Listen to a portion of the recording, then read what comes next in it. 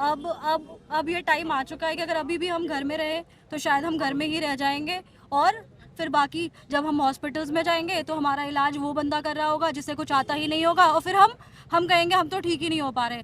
हम पुलिस में जाएंगे, हमें FIR लिखवानी होगी, वो बंदा सुनेगा ही नहीं, क्योंकि वो तो क्या चीटिंग करके पास हुआ होगा या फिर घूस दे के पास हुआ हो। क्यों? क्योंकि जो एलिजिबल बंदा है वो वहां तक पहुंच ही नहीं पा रहा है। तो कहीं ना कहीं अब ये टाइम है कि हमें बाहर निकलना ही पड़ेगा। तो आधी रात को आप आ रहे हैं, तो कितनी देर यहाँ रहने के इरादे से आए हैं? अब अभी तो मैं लिटरली बताऊं, मैं खुद यहाँ पे आई हूँ कि मैं देखूं कि एक्चुअल में अभी हम जो न्यूज़ में देख रहे हैं, आपको भी पता है कि न्यूज़ हमें ना दोनों चीज़ें दिखा रही है, डार्क साइड और वाइट साइड। तो जब तक हम अपनी आंखों से कोई चीज़ नहीं देखेंगे, मैं उस चीज़ को नहीं मान सकती। तो मैं यहाँ पे जो इसलिए आई हूँ कि मैं देखूं जाके अंदर एक्चुअल में क्या चीज़ें हो रही है, हो क्या रहा है, क्योंकि हम देखी सुनी चीज़ों में बहुत जल्दी ट्रस्ट कर तो लेते वो हैं। तो ऐसे ही क्या पुलिस ले गई उनको सामान की तरह, पर्दा लगा के 10 लोग आए उठा के ले गई और ये आज जबरदस्ती। हम कहते हैं हम India is a democratic country जहाँ पे हमें बोलने का राइट है।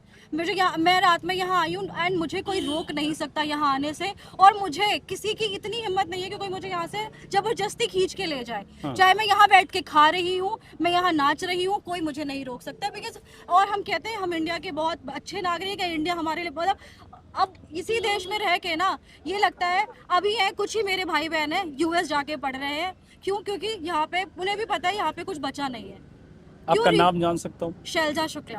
मैं गोरखपुर से हूँ। मैं एक ट्रैवल एजेंसी रन करती हूँ। तो मैं खुद देख रही हूँ कि कई सारे लोग, मैं ये सारी सिचुएशन, मेरी फैमिली में जितने भी लोग हैं सब गवर्नमेंट जॉब से ही बिलोंग करते हैं। बट एक जनरेशन थी जिन्हें वो अपॉर्चुनिटी मिली।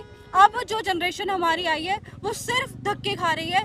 जो अभी भी एक एग्जाम आया था कि 1 लाख वैकेंसी आई है, उसका फॉर्म भरने से पहले ही she is out from that job. तो वो बंदा क्या करे? अब आपको भी पता है इंडियन फैमिलीज जो होती हैं, चाहे वो लड़का हो चाहे लड़की हो, अगर गवर्नमेंट तैयारी कर रहा है तो घर वाले शादी कर लो, कोई शादी नहीं करेगा।